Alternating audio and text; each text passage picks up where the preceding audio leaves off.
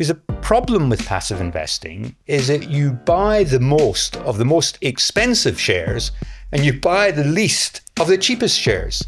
Steve Clapham is the founder of Behind the Balance Sheet, an investment research and investor training consultancy firm. Everybody involved in the finance industry has got a huge incentive to make it sound really difficult, really complicated, because they're all trying to strip fees out of you. And I absolutely must emphasize, I don't mean that this is for everyone. If you're not interested, you're going to lose money because you're going to end up punting in things like pets.com. I think the most important place to start is a bit about your background and kind of your career in finance. If you could give us a 1 minute summary, that'd be great. A 1 minute summary, well, I'm very old, so it might not all fit in a minute. But I started off, I trained as an accountant. I went into the city at the time of Big Bang, and I became an investment analyst. So I became an investment analyst at investment banks. I then moved to the buy side and joined a large hedge fund, which was a client of mine. And he said, oh, come and work for me. And I really, really enjoyed that. And I've been a partner, head of research at 2 multi-billion-dollar funds. And about 6 years ago, I started a training business. And so now my main business is training investors in how to be better investing in the stock market. Okay, yeah, that was under a minute. Well done. I know you cut a lot of corners on to get to that, so I appreciate it. How did you actually met the team, didn't you, at the podcast show? Yeah, that's right. Yeah. So why are you here? Like, yeah, how did you get here? And well, I went to the podcast show because I started my podcast in August 2021, and mine's not a big podcast. It's a fun hobby project. And what I've found is it's really interesting being able to meet people that you wouldn't otherwise meet. So, I had Sir Bill Browder, the Russian activist. He's British, American born, but he's been an activist in Russia as a result of the death of his lawyer, Sergei Magnitsky, which led to the creation of the Magnitsky Act. And so he was speaking at a conference and I doorstepped him and I said, oh, will you come in the podcast? So the podcast is a fantastic thing for being able to meet your heroes, right? Yeah. And it's very kind of you to call us that. Look, we just put on our shoes on one foot at a time, just like everyone else. We're just normal guys. So I hadn't heard of you. You'll be amused to hear. But you had of me, though. And I was interested because somebody said to me at the show, are you going to this event where they're talking about going from 0 to 2 million downloads in a year with a finance podcast? And I thought, hang on a second, I've been going 3 years. I'm nowhere near 2 million downloads. I better go and find out. So that's why I'm here. Okay, no, it's great because Ruth said that you had a chat afterwards and that you connected and that you had I wouldn't call it the active passive debate because what you're saying is a bit more nuanced and a bit more sensible than 100% active versus passive. Yeah. But you certainly said you had a different viewpoint in terms of it. And I think that's what we want to explore today a bit. Sure, yeah. Yeah, because you actively pick stocks, right? Yeah, so my job at the hedge funds was to try and I actually did special situations investing, which is quite at the sort of extreme end of active investing where you're trying to find things that are really badly mispriced and you're spending a huge amount of time and effort in finding those stocks and hoping that they're going to go up a lot. But basically, my standpoint is that, active investing is not for everyone. And passive investing, everybody should have been invested in the stock market in the past. We can talk about the future, where it might not be quite the same. But in the past, everybody should have been invested in the stock market because it's a road to wealth. And like my dad, never owned a stock or a share, wouldn't even have known how to do it. And he missed out on a massive opportunity because he instead of just sitting on cash, he could have been invested. And so I think that there's a load of people that they should be invested in passive funds. But there's also loads of people who have a knowledge, an understanding, an inkling, maybe not fully developed, but they're kind of not sure what to do. Richard Oldfield's been a long time investor. He's now retired. He started Oldfield Partners, a multi-billion-dollar investment firm. And he said, and he's written a book called Simple But Not Easy, which is a great encapsulation of active investing. But he said that passive investing is like hanging on to the coattails of a lunatic. Because the problem with passive investing is that you buy the most of the most expensive shares and you buy the least of the cheapest shares. And it should be possible for the private investor to do better than just owning a passive index fund by applying a bit of their own common sense, a bit of their oon nous, a bit of their own intelligence, and they should be able to do even better than a passive fund. I'm not saying passive funds are bad, but I'm saying it's possible to do better than that. But professionals should do better, and they don't. I was going to say, before Damien rips you a new one, I know. I was just going to say, you said you spent a lot of time researching, like you said when you were working, you spent a lot of time in the hedge fund researching stocks and shares. But then you just said now, like, you know, with a bit of intelligence, a bit of your own, like research, you can do it. How much time did you spend? Like, was that your whole day job, just all day looking, comparing stocks and looking for opportunities? Well, in order to find a new stock to invest in, I would have spent 6 weeks doing very little else. So, you know, when you're sitting in a hedge fund, you've got a portfolio of stocks, and your immediate responsibility is what you own, right? Because that's the most important thing. But you're always trying to find better opportunities. Because I was in a very unusual situation because I didn't own many shares. I didn't have very many positions, because what we were trying to do was we were trying to find extra stocks with really high opportunities for return. So we're not looking for things that are 10% cheap. We're looking for things that can double. And as a consequence of that, you need to spend a lot more time when you investigate something like that, because usually there's a reason that they're half the right price. There's usually something wrong with them. And so you've got to check, well, have you really got the right reason to own this stock? Because the stock market, you know, it's not a stupid mechanism. It values most things close to the right price most of the time. So if something's sitting in the stock market at half the right price, there's got to be a good reason for that. And you've got to understand, well, what is going to change to make that stock double? Because something's got to change, otherwise it'll just stay the same, say half the real valuation. So I would spend a huge amount of time before we pressed the button and invested in something. And we'd have, you know, I worked at funds that were, you know, running billions of dollars. So when we bought something, we bought a lot of it. And you don't want to buy a lot of it and find you made a mistake. So you want to make sure you've got all the I's dotted, all the T's crossed, and you know everything about that stock before you pull the trigger. Around 6 weeks, you say, right? Yeah, well, before you buy one. Yeah, but you know, I mean, 6 weeks. I mean, I'm quite expert at doing this. That's right. So the average person, it should be a bit longer. But I'm not. You know, the average, you know, private investor. I mean, they couldn't possibly do the work that I would do. I mean, I would go and visit the company. I would go. You know, I would fly to America and interview the management. I would speak to every single analyst on the street. I mean, I wouldn't necessarily speak to them in person, but I'd read all the research. I would go through the last 10 years accounts and go through the last set of accounts, every number in the balance sheet, every number in the P&L, every number in the cash flow. And I would have an intimate understanding, very, very deep understanding of what was going on. But you don't need to do that to buy Google or Alphabet, as it's now known. You know, if you think about the average person has got quite a lot of knowledge of what's happening in the world. And the average person's got quite a lot of knowledge of companies. And they kind of know that Google's a good company. And how much more do they need to make that investment? Well, they need a bit more than it's just a good company. They need to understand a bit about the valuation, a bit about the expectations. But you can construct a portfolio of stocks that you know and are familiar with, or companies that you know and are familiar with, and you can do pretty well. I think, but like, you know, so there's some examples where I think that people investing in companies that they know or that suit their values or likes falls, you know, they fall flat on their face.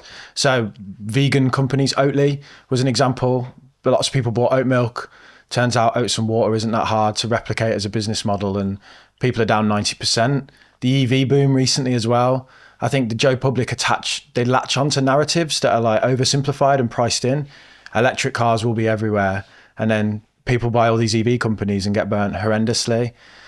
So I know what you're saying, like buy companies that you know intimately, but I don't think people understand how much work they then have to do around that still.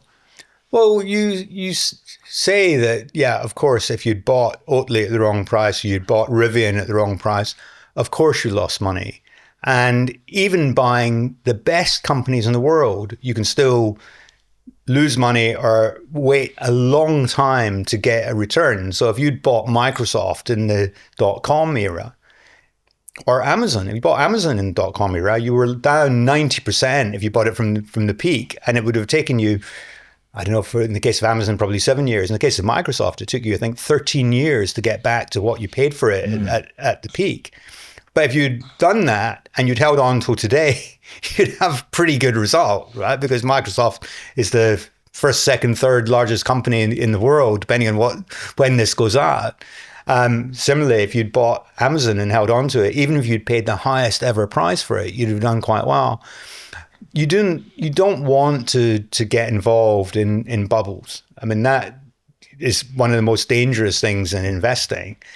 But even if you'd bought an index fund at the peak, it'd have taken you some time to recover. But you could have bought pets.com and you would never have recovered, right? You would never have recovered. And there's lots of companies that go bust in the stock market. I'm not advocating that you should put all your money in pets.com. No. I think, what I'm trying to propose, the philosophy I would suggest is that, if you're an investor and you're interested, and you should only do this if you're interested, because if you're not interested, you're going to lose money because you're going to end up punting in things like pets.com. And most of the people that do that lose money. What I'm advocating is a slightly different philosophy. And what I'm advocating is that if you're interested in this, then you should educate yourself. And once you're educated, you know that you don't want to buy an Oatly or a pets.com or a Microsoft when it was on, 17 times sales in 1999 or whatever the number was, because you'll recognize the signals of overvaluation. I'm not saying you should go into it blindly. You need to learn about how to invest. You need to learn about valuation. You need to learn about the interpretation of accounts. You need to have some basic knowledge. But what I am saying is that armed with some basic knowledge, the average person can do quite well. I see smart people who know basic knowledge claim that the market's overvalued constantly and say, look how high the PE ratio is and all of this. And then the market price to earnings ratio, and the market just keeps going up. And these, like pessimists sound smart, optimists make money. It's kind of an extension of that saying. I know what you're saying, that with a bit of knowledge, the average investor can do well, but professional investors with all the knowledge struggle to beat the index. Well, I think the situation of a professional investor and a private investor are quite different, because it's a question of timescale. So if you're a professional investor, you can't deviate too much from the market performance on the downside before you get funds withdrawn. Even people that have got a very, very good record, if they go through a bad patch of 3 months or 6 months or 9 months, their clients take their money away. Yeah. So they're operating under a very different discipline than you are as a private investor. If you're a private investor and you've got a reasonably long time frame, perversely, it's much easier for you than it is for the professionals. They've got all the tools and all the resources because they're under this daily microscopic scrutiny. So I think that makes it much, much more difficult for them. I've got two, echoing what you were just saying, I've got two real world examples. I'll keep it brief. One of my friends who I see a lot, he's always like, oh, Netflix is down. You should buy Nvidia. You should buy Amazon. He just always reels off like 6 stocks at me every time I see him. I'm like, okay, cool. But like, it's like a little bit risky, your approach. But then I've got another friend, Jade and Nick. We were in the pub the other day and she's like, oh, I love your podcast. I watch it. I started investing, but I play games a lot. I love gaming. So there's a company that produces a lot of the games we play. So I bought that company and then it went down like 40%. And I'm like, if you're just starting, that's probably not the best way to start, because she's passionate about gaming. She understands the industry. Very smart. They're a smart couple, but they just picked it. She didn't price the company. That's what I'm saying. So all the things you're talking about, balance sheet, PE ratio, how do you define this basic knowledge? Like what for one of our listeners, what is the basic knowledge? So I think you need to have a basic understanding of valuation. So before you buy the company, you need to have an understanding of how it's valued. And I'm not talking about this sort of, massive amounts of valuation theory, which most of it is actually, I think, a waste of time. I don't really worry about it. But using a simple range of multiples, and I'm not going to go down that jargon. Because so you're not doing discounted cash flows. You're doing discounted cash flow is a complete waste of time. So you're literally just doing like PE ratio multiples and stuff like that. I use a combination. So I don't believe in using a single multiple. No. I think you need to use 2 or 3 different multiples. But the price earnings ratio is something that anybody can very quickly understand. So you've got a share price, and you've got a business which is divided into a certain number of shares, and the business reports a certain amount of net profit after tax, and minority interest every year. And the earnings per share are just that. Is that earnings divided by the number of shares. And the share price is the thing that's quoted in the stock exchange and you can see every day. And you can easily look and see what is that price earnings multiple. Is it a big number or a small number? What's it been over history? And what's it relative to its peers? What's it relative to the stock market? I mean, I don't want to do a detailed discussion of this, but these concepts are really pretty basic, really pretty simple, and not at all challenging. I mean, you don't even need to be good at maths. There's no rocket science to this. The problem with the finance industry is everybody involved in the finance industry is got a huge incentive to make it sound really difficult, really complicated, because they're all trying to strip fees out of you. And if you actually stand back and look at what you're doing, is you're buying a piece of a business. And if you're buying a piece of a business that you think is a good business at a sensible price, and that business grows over time, even if you pay a bit too much for it, even if you don't get the price exactly right, if you own that for a long time and the business continues to grow, you'll do really, really well. And if you own an index, you might pay too much for too many of the expensive stocks. And that's the only point I'm trying to make, is that you can do better with a bit of knowledge, but you need to have a bit of knowledge. How much better do you think you could do? Well, I think it really depends on the individual and their circumstances and their appetite. When you start, you're going to make mistakes, right? So start small. Because it's much better if you lose less money. You need to lose money to learn lessons.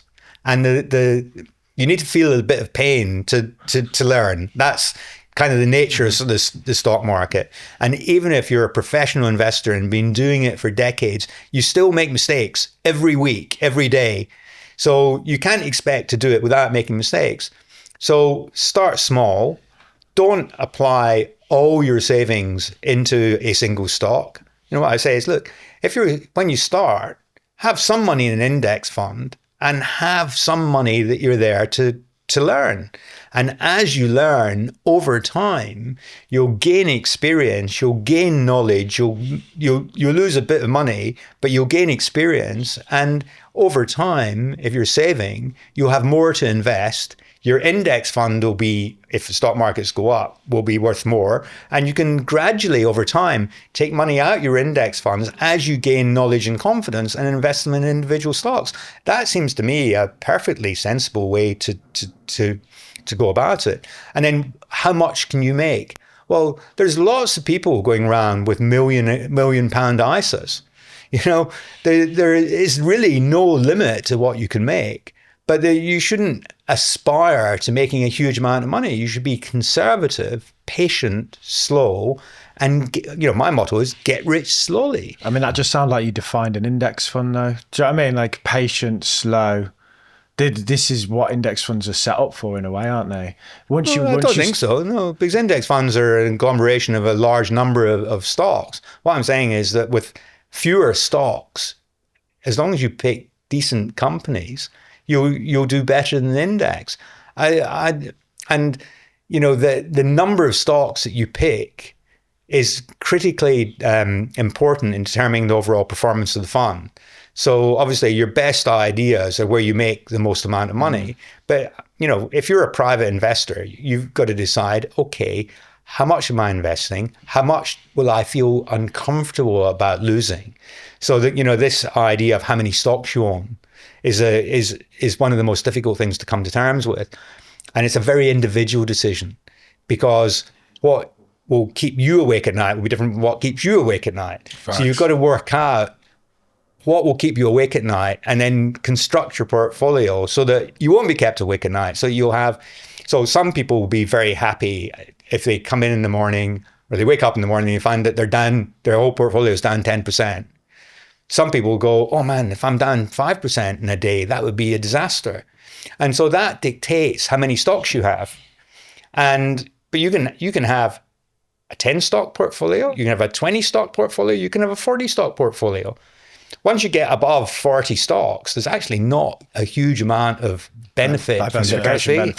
Well, I mean, I think it was argued that it could be as low as like 10, couldn't it, to get the 90% of the diversification benefit? I wouldn't recommend that private investors have a portfolio of under 15 to 20 stocks, because I think Under.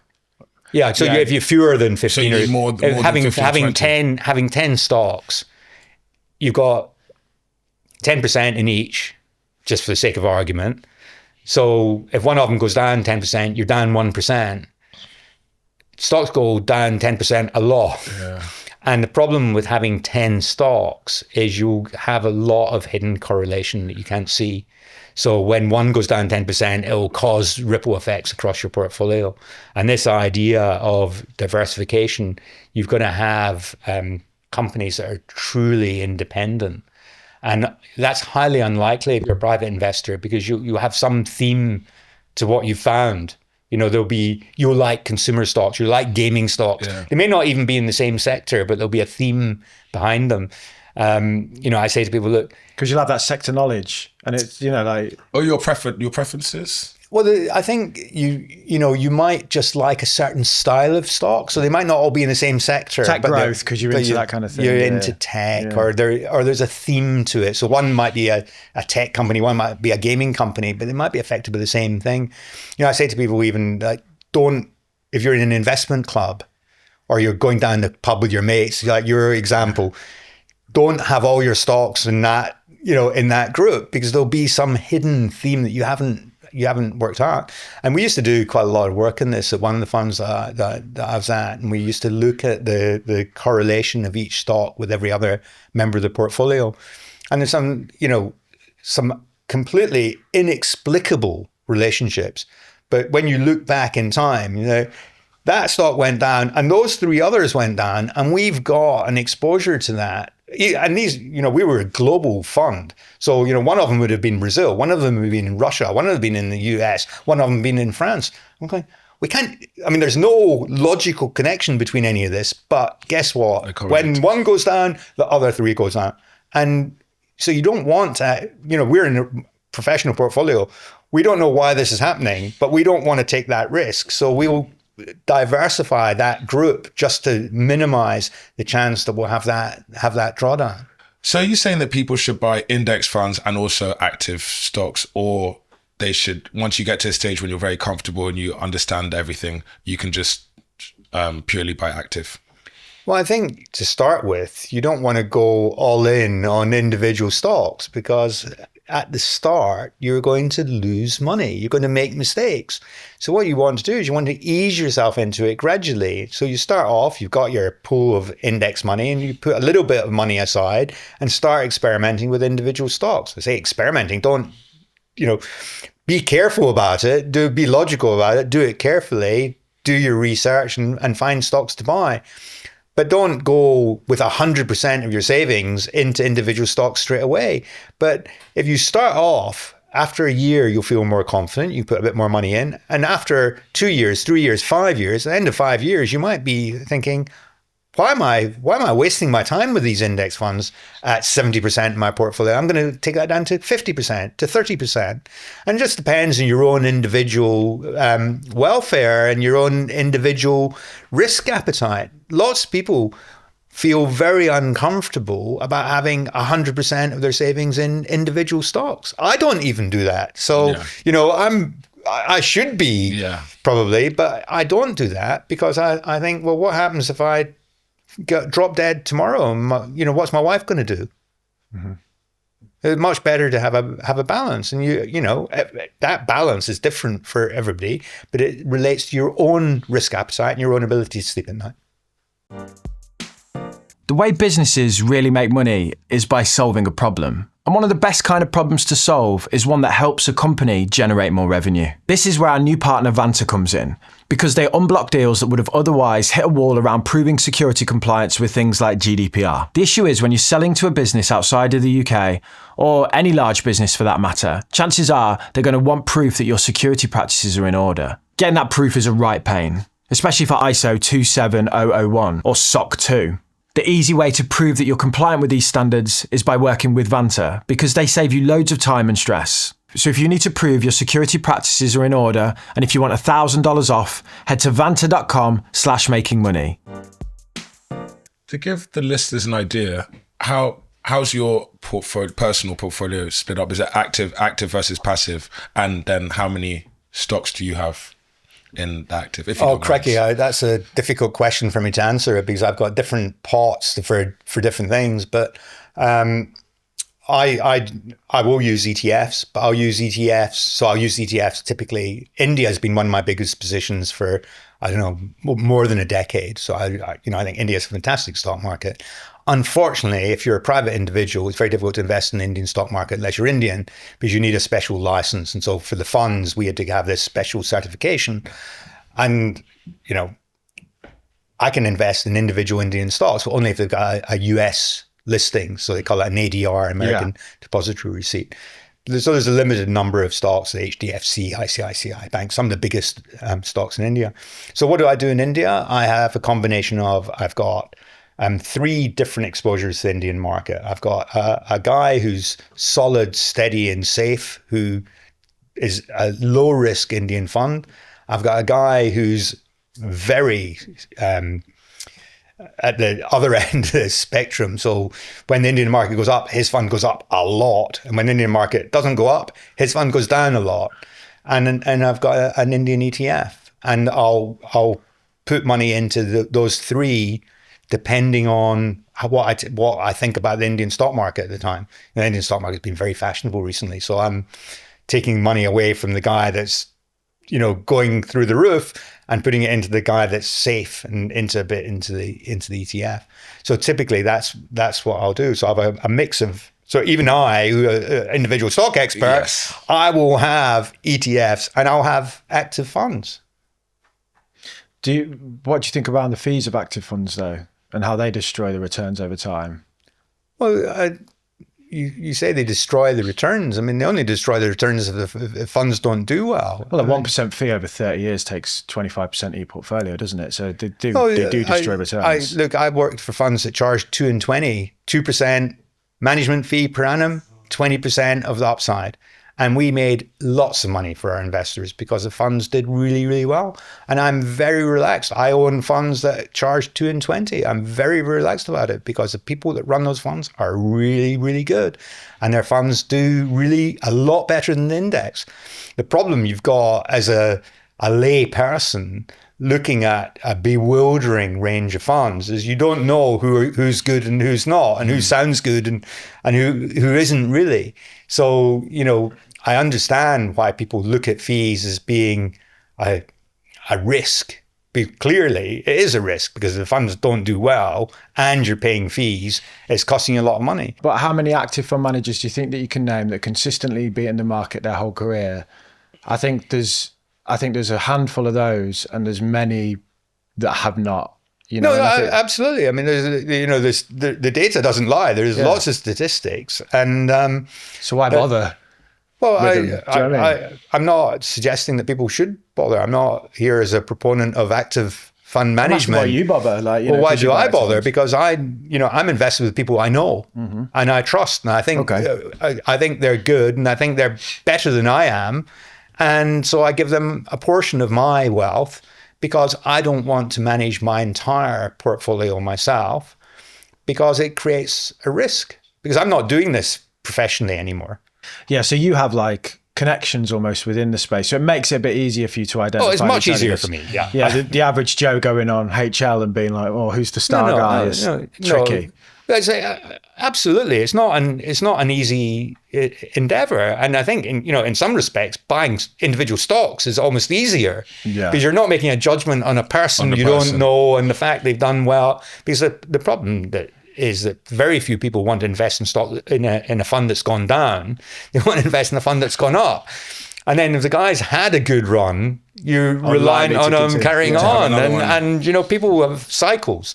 You know, what goes up must come down eventually. So, it's not. I mean, you know, I know lots of people that have outperformed the stock market for years and years and years. I had breakfast a couple of weeks ago with a guy called Bob Rubotti, and he said that he'd beaten the S&P 500 by, I think it was 2 or 3% per annum over 40 years. You made a lot of money. And, you know, that you'd be 3 times as well off. I don't know what the number is, but over 40 years, it made a huge difference. But of course, the fact is, you can quote all these statistics. Very few people stay with a fund manager for 40 years. He would have had a period in that where he dipped a few times and everyone ducked out. Yeah. No, absolutely. They've seen it with Peter Lynch. You know, the average person in his fund underperformed his return because, as Patrick Boyle said, people trade the trader. You know, they dip in and out of the returns, don't they? They don't stick with the fund manager and their long-term returns. No, and that's perfectly understandable. If somebody starts to do badly, it takes a lot of faith to stick with them. And what I've learned is when the people I've picked do badly, I've picked them for a reason, and I don't get. Yeah. So this is like a temperament thing that I think, like, you know, I'm not here to say that I think you're right about, you know, a bit of knowledge is a great thing because it informs you on the market and it helps with your emotions. But like with an index, say you buy a global index, you don't have that question of like, God, is this guy the right fund manager? Or have I made the wrong choice? It's like, it's layers of choice that you add that make the emotional side worse for the average Joe. But anyway, I hold about 10% of my assets in individual companies. And by some magic, I actually outperform my indexes. So it is weird for me to say. So, you're the last person I would expect to say that. After you're like, who outperforms indexes? So my proposition isn't that daft, right? I'm not saying it's daft. Saying it's daft. What I'm saying is, I'm a finance YouTuber, you're a finance professional. But what I think, you know, there's an off-the-shelf version of investing, which is an index, which for 90% of people is probably the most sensible thing. Yeah, I don't know whether it's 90% or 70%. I mean, I think, you know, a lot of people get put off investing in individual shares because they feel they don't understand. And interestingly, I did a competition. So I've got a Substack, which goes out every Sunday morning. And I said to people, look, we're going to do a competition, and we asked you to pick stocks using 3 different styles. One of them was just pick a company you've had a good experience with. You think the product's really good. And it's really fascinating, some of the entries to the competition. You know, lots of people did this, and it was fun. And the lady that won, her name is Victoria, and she'd bought an appliance from a company based in Hong Kong. And I don't know why she'd had such a good experience with the appliance. I think it was a Hoover or something. It was a vacuum cleaner. But she really, really liked the company. And then she went off and she looked at the stock. She looked at the valuation of the stock. She looked at the record of the stock. She looked at the fact it was a family-owned business and the founder was still involved in the business, and the thing had done really well. And she picked this stock, and that stock has continued to do fantastically well. And, you know, she said, I've always been interested in this, but I've never had the confidence to actually go and buy anything. And by doing your competition, actually, I thought, I could do this. And it's a confidence thing. Most people just feel scared. And of course they feel scared because they worked hard to make that money, earn that money, and they don't want to lose it. And all I'm saying is, look, if you educate yourself a bit, it's actually not that difficult. It's not easy. But it's Richard Oldfield's book title. It's simple, but not easy. You're using the like a company I like as the initial screener, really, to whittle down. So that's like your selection criteria, and then you're getting into the numbers and that was one. That was one of the 3. So we did 3. We gave them 3 tasks. One was a company they knew the product. One was a lateral, so reading across from a different industry, a different market. So I used the example in the course of Aldi and Lidl destroyed the share prices of Tesco, Sainsbury's, etc. And then what did they do? They went to Australia. So if you were an investor, you'd seen this happen in the UK. You knew it was going to happen in Australia. So you just short the Australian food retailers. And the other one was find a stock that a famous investor has bought a lot of. So you find investors that you think are really, really good. You know, well, you know, he's bought a big position in that share. Why has he done that?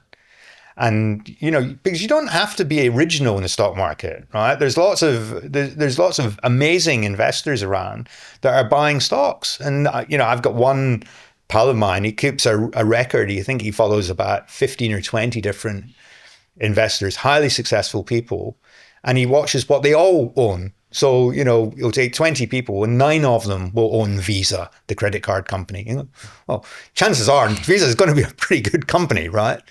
And if they all own it, the chances are it's probably not stupidly valued. Yeah. You're doing things like that. As I'm sure you're fully aware by now, I've been using manual services for over a year to improve what's been going on with my hair. So if you look back to when I first started the podcast, you could see my hair on the sides was thinning considerably. I don't think there's anything wrong with going bald. I just haven't got the head shape for it, if I'm being honest. So, you know, I wanted to hold on to my hair. And before I jumped to Turkey to get a hair transplant, I thought I'd try out manual. And I was really happy with the service overall. So then I approached them and asked them if they wanted to sponsor the podcast and my main channel. And here we are. The service couldn't be simpler to use. You just go onto their website, fill out a quick questionnaire, and they will send you clinically proven treatments in the post. No need to leave your house or for an appointment or anything like that. Treatments include things like minoxidil, which has loads of academic research discussing its benefits for preventing hair loss. If you want to try out manual, then use the link in the description, and at checkout use code MM55 for 55% off your first order. So you mentioned earlier that you shouldn't have less than 15 or 20 stocks so you can be diversified. How much time are you spending researching these 15, 20 stocks? Well, obviously, you don't want to be spending the 6 weeks I would spend as a professional investor because you couldn't do anything else. So it's really a question of what are your own skills and experiences. So if you're, to use your example of your friend who was really into gaming, if you're looking at a gaming stock, you'll be intimately familiar with the product. So all you need to work out is, okay, well, does the valuation make sense? And you might need to look at, so gaming stocks are very popular in Asia. Am I better off in a Swedish, UK, US gaming stock? Or maybe there's that Korean gaming stock whose name I've forgotten that looks really, really cheap right now. So you might want to spend a little bit of time looking at the context of it, but you don't need to spend very much time on the product. There might be another stock where you spend much more time in the product and satisfying yourself, this really is a good company. And it's impossible for me to say, you should spend a day or spend 2 days because you can't generalize. You need to spend enough time to get the information that you feel comfortable and that you feel that you've got enough knowledge to make the investment. And that's different for everyone. And once they're in your portfolio, do you continue to monitor them? Like, how often do you check up on each company, how they're doing, whether it's on target? You've really got to. And I'm slightly critical. People say, you shouldn't be checking your share prices every day because this loss aversion, people feel losses twice as much as they feel gains. I think it's very important to watch not just how the companies are doing, but also the share price, because the stock market every day is giving you information about how people perceive that stock.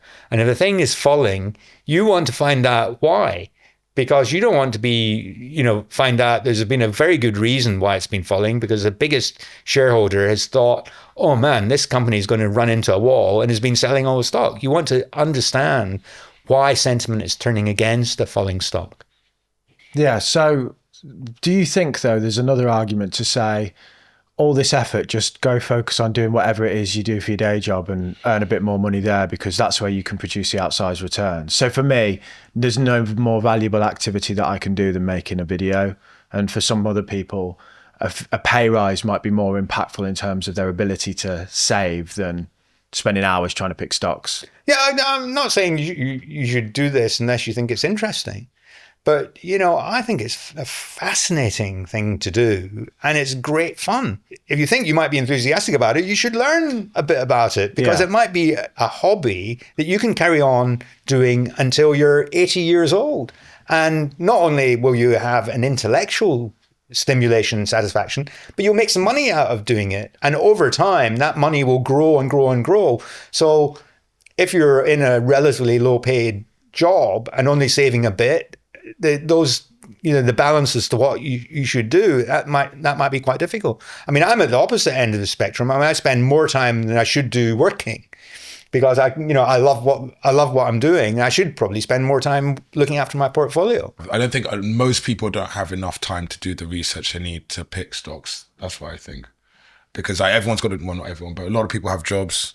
Got kids to look after. No, sure. Some people got side jobs, extra. So it's like the time to actually sit down and like no kids distracting you to like research stocks for like months on end, and then to pick them. I don't think most people have that time. So like, oh, I know Netflix. I like movies. I'll buy Netflix. Oh, I bought something off Amazon. I'll buy Amazon shares. And it's like, that's not electric cars of the future. I'll buy an EV. And I think that's how most people, and they're like, oh, I lost some money in that. Oh, the stock market isn't for me.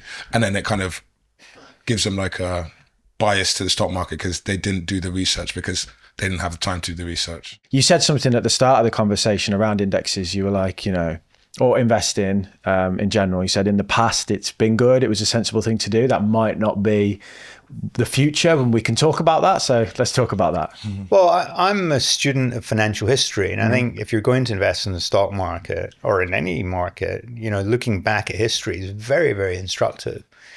And I have this presentation that I did for the first time in 2023. And I've got a picture of a Tesla and a picture of a center door Model T Ford. And I say, let's pretend that we're not in 2023, but we're in 1923. Mm-hmm. And in 2023, you think stock markets can only go up, or 2022, actually.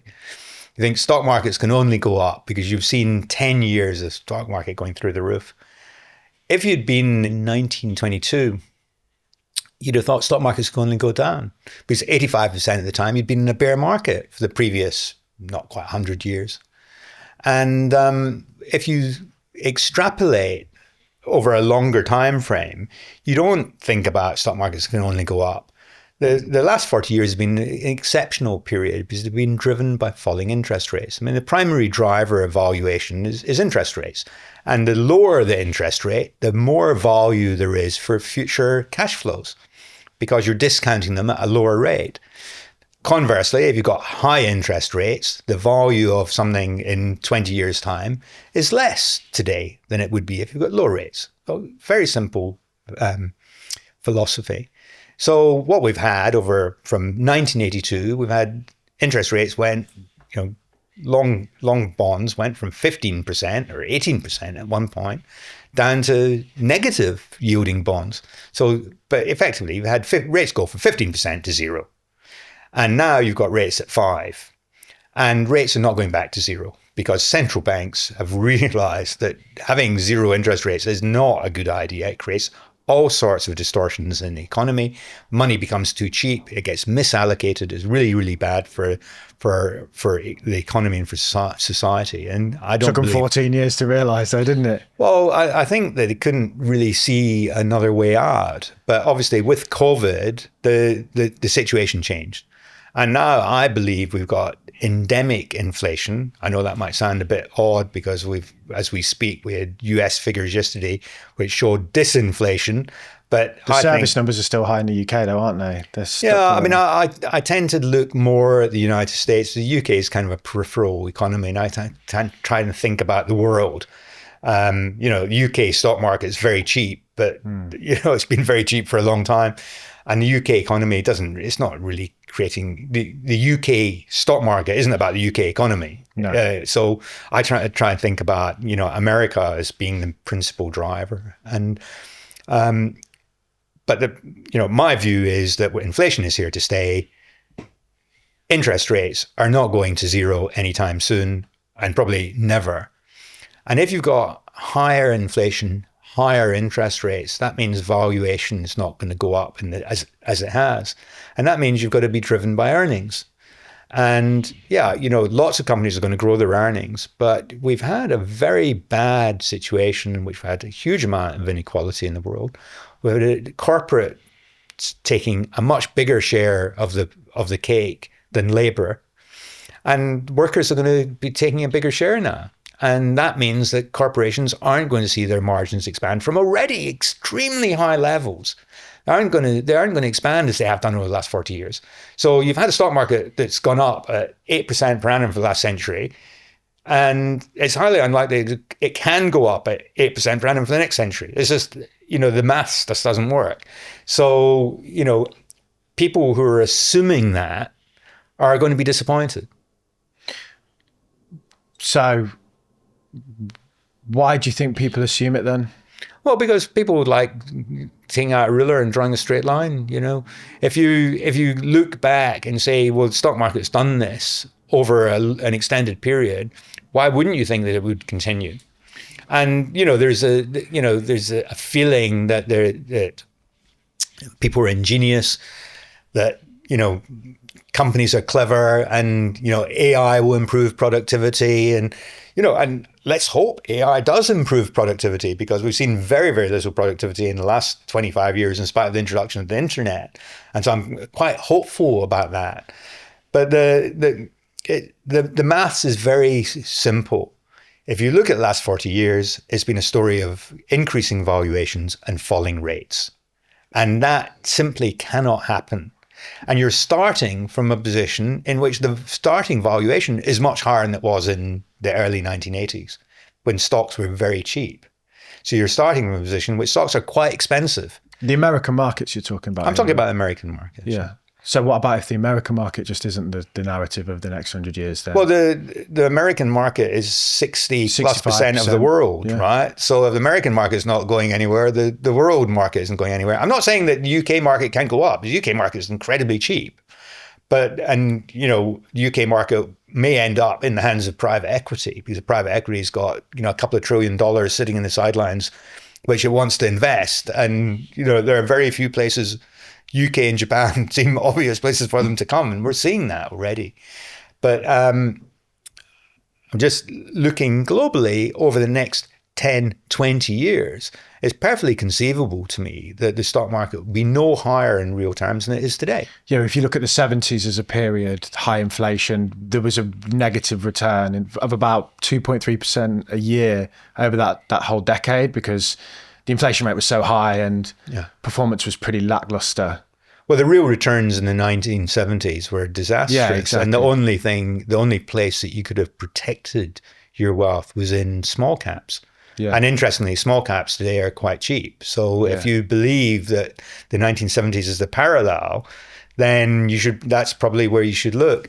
But the 1970s were a very odd period. It was a period that was driven by the oil price and a huge increase in the price of the commodity. And it may well be that we see similar increases in the prices of commodities over the next 10, 20 years, actually, I think.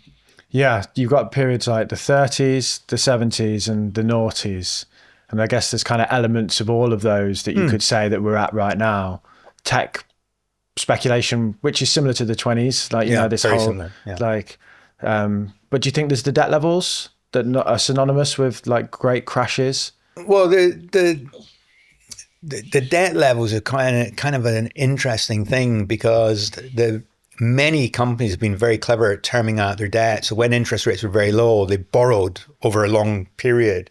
So they're now benefiting from rising interest rates on their cash balances, and they've fixed the cost of they fixed the cheap fixed debt. in the mortgages basically. Yeah. So that will take some time to unwind, and it's not unwinding 24 or 25. I mean, the maturities start 26, 27, 28. So they've benefited from that. The market's slightly bifurcated, because there's those very big tech giants with huge amounts of cash, and the debt is in the smaller companies. The real problem with the debt is in the private markets. Private equity has really got a problem, I think, with the debt. Right. Okay. So do you think then that the antidote to potentially declining returns in the stock market is through the picking of individual companies that perform well? I think this idea that if the markets aren't as benign as they've been in the last 10, 20 years, picking individual stocks becomes actually a lot more important because it gives you much greater opportunity. Because there's always much more money to be made in an individual stock than there is in the markets all by definition, right? So, I think that's another reason that people should think about it. And I absolutely must emphasize, I don't mean that this is for everyone. No, right? no. If you've got, 2 young kids and you can't get any peace and quiet, and when you do get some peace and quiet, you just want to sleep, then going and buying stocks probably isn't the best thing you can do with your time. The best thing you can do with your time is spend your time with those young children. But if you've got the time and you've got the inclination, you've got the interest, and you want to build your wealth, it's a fantastic thing to do. There are a lot of financial influencers, especially on social media, and I see all these ads on YouTube and LinkedIn, and they're like, oh yeah, they're sitting in the pool, they're like, oh, I'm a trader, I just put on this big trade, if you want to learn trading, like I've got this free course that you can learn to be a trader.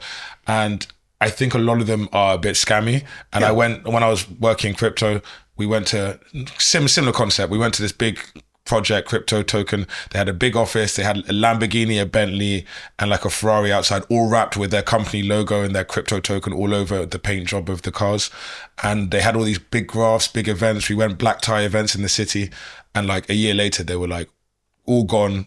The graph went like that and then tanked straight to zero. It was a pump and dump. It was a pump and dump, but they had the Bentleys, they had all the cars, they had in the city rented out buildings, everyone in a black tie event, and then it was all just a scam. So not only they're the ones on YouTube and Instagram saying, oh, I can make you really rich, learn, I'll teach you how to trade. You've also got the ones in real life who are like, come to my office, I'll teach you how to trade, but they're not actually reliable and reputable.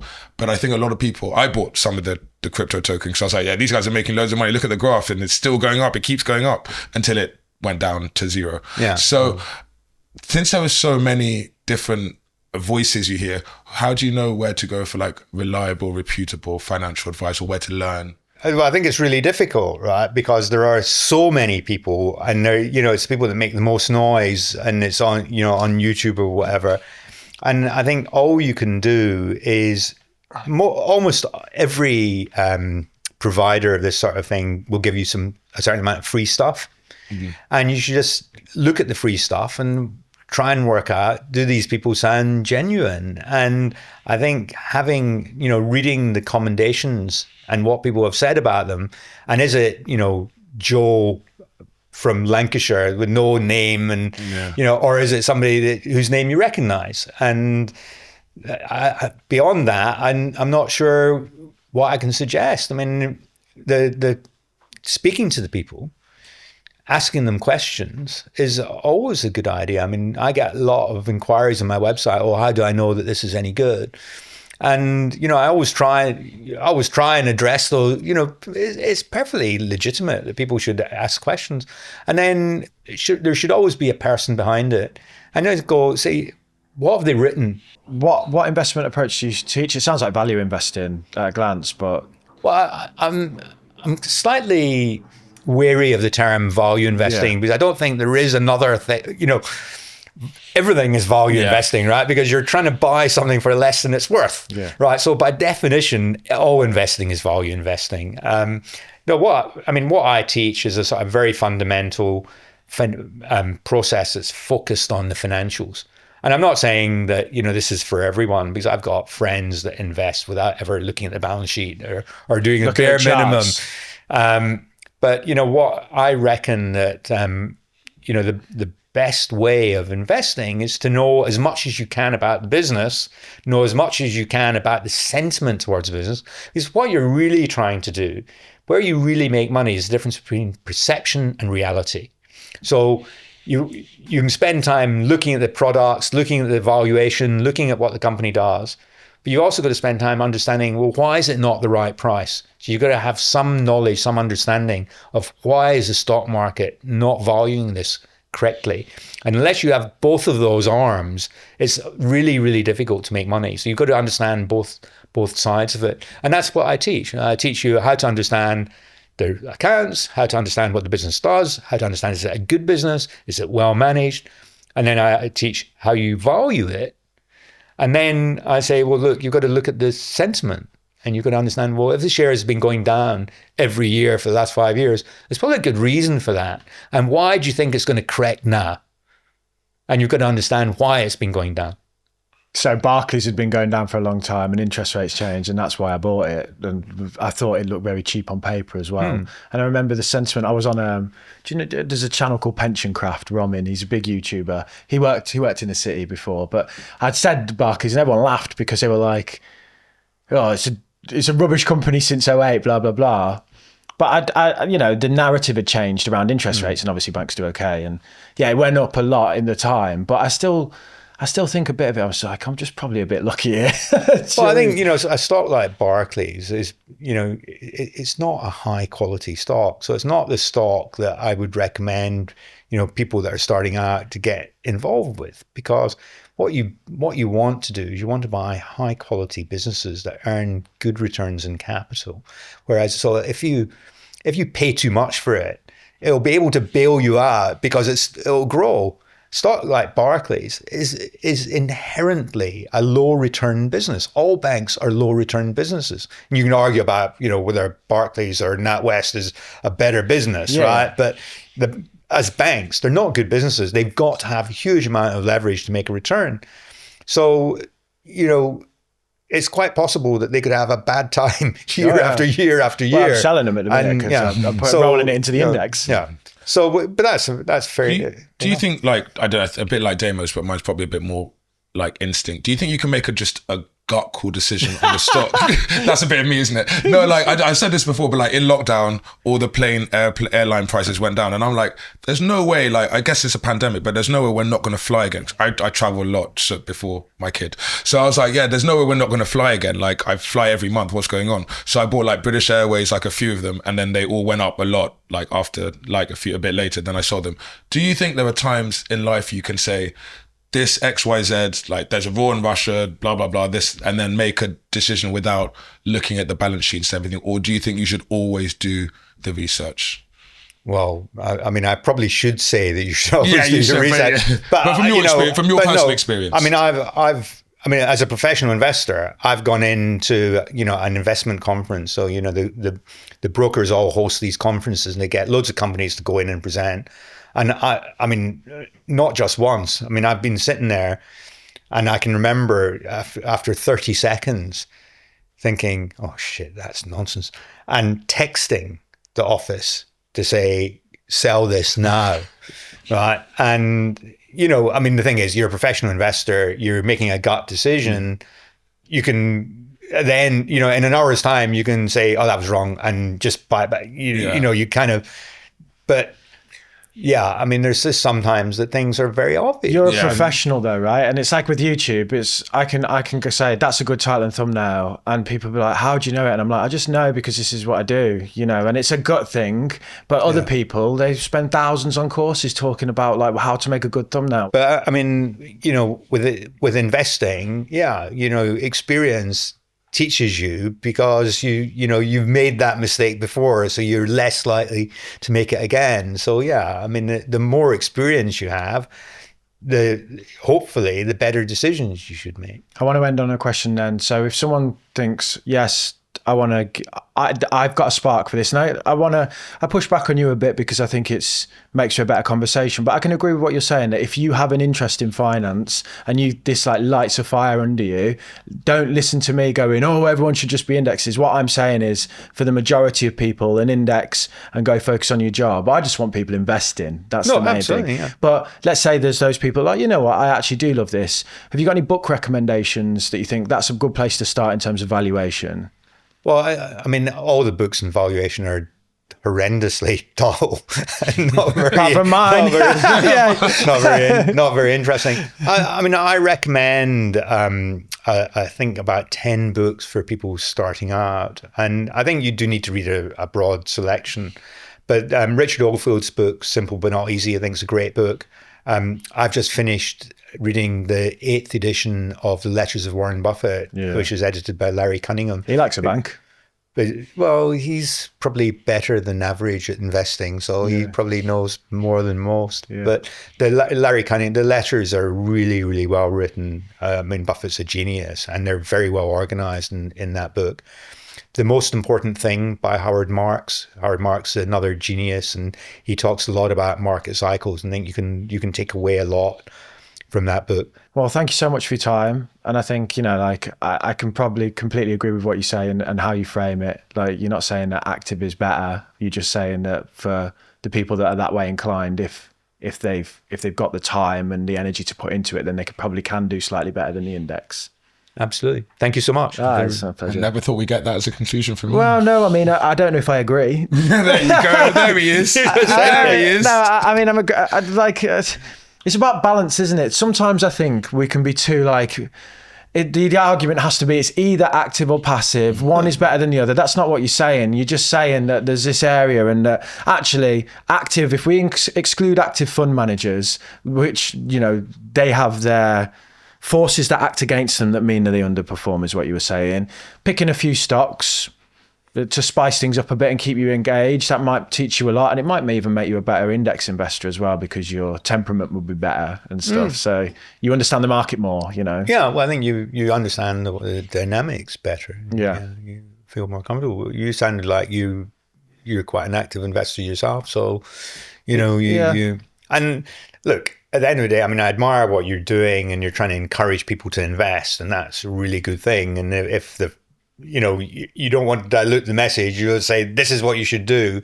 And then people, they get convinced and they go off and do it. But actually, it is more nuanced than... Yeah, no, 100%. And I'm not saying that that's the only thing they should do. I'm saying this is the option that most people can pick up and have a play with. And I think what most people do then is 5 years down the line, they go, oh, I get that now. I'm going to try some individual stock picking. They lose all their money and then they run back to the index. That's what I did anyway. Yeah, did so. Yeah. I got something quite exciting to tell you about. We get a load of emails from people with questions that we just can't answer. I'm not a financial advisor, and we can't answer the questions on the podcast either because they tend to be very specific to someone's circumstances, and the podcast is obviously a conversation that many people listen to. So we've started teaming up with qualified financial advisors who you can speak to for guidance one-on-one. You'll recognise some of them from being on the podcast, and this means you can get your biggest money questions answered by qualified professionals. This is for guidance rather than advice, and it's all for one flat hourly fee. If you'd like more info, then just hit up my co-founder Will on will@getmost.co.uk and he'll explain more.